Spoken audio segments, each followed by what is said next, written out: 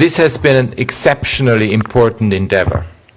On 14 August last year, Dr. Mohammed Yunus, the chief advisor of the interim government of Bangladesh, asked me to deploy a team to conduct an independent and impartial fact-finding into the human rights violations and abuses that took place between 1 July and 15 August of last year. I want to emphasize the importance of that invitation by Dr. Yunus. My team received overall good cooperation from the authorities, access to current and former senior officials, and we also had access to a lot of important official information. I would also like to express my deep gratitude to the many victims and their families, survivors, witnesses, medical professionals and other experts, national and international civil society organizations who engaged with and assisted our team. Among our key findings, there are reasonable grounds to believe that officials of the former government, its security and intelligence apparatus, together with violent elements associated with the former ruling party, committed serious and systematic human rights violations. These include hundreds of extrajudicial killings, extensive arbitrary arrest and detention, and torture and ill treatment, including of children, as well as gender-based violence. These violations were carried out with the knowledge, coordination, and direction of the former political leadership and senior security officials, with the specific goal of suppressing the protests and keep the former government's grip on power. Women and girls were at the forefront of the early protests, and our report details they were specifically subjected to gender-based violence by security forces and Awami League supporters. There are reasonable grounds to believe that certain crimes against humanity have been committed, directed against protesters and their supporters.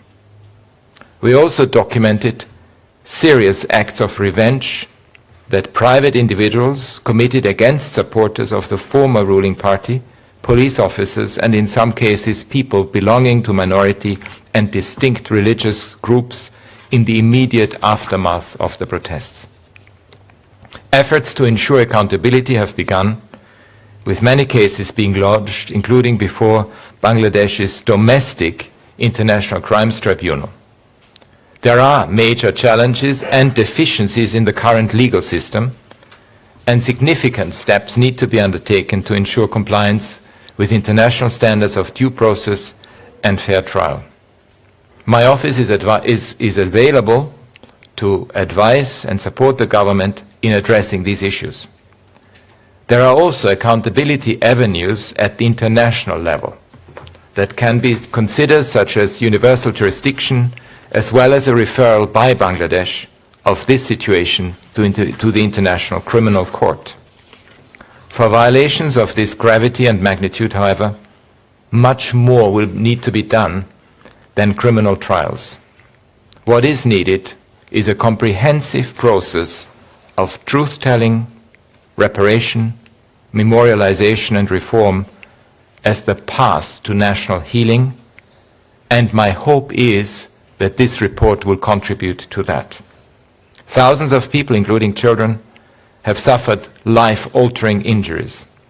Resources will be needed to implement victim-centered reparation programs and provide compensation, long-term medical treatment, rehabilitation care, and livelihood opportunities for victims.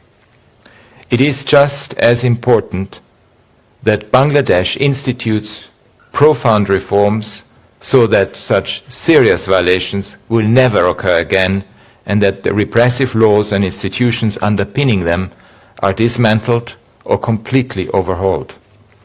When I visited Bangladesh last October, I was deeply moved by my meetings with student leaders, with civil society actors and officials who were working hard to build on the momentum to implement a new vision for Bangladesh, one with human rights and social justice at its core.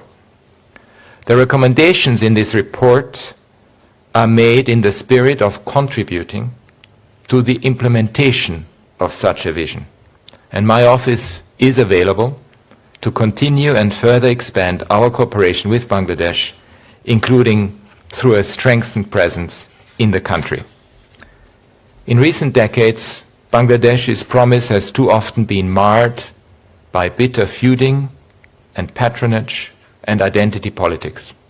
Today, this transition offers a chance to step back from cycles of revenge and move towards a new approach that brings the nation together in a spirit of trust building and healing. Advancing accountability and human rights will be fundamental to achieving that transformation and change. Thank you.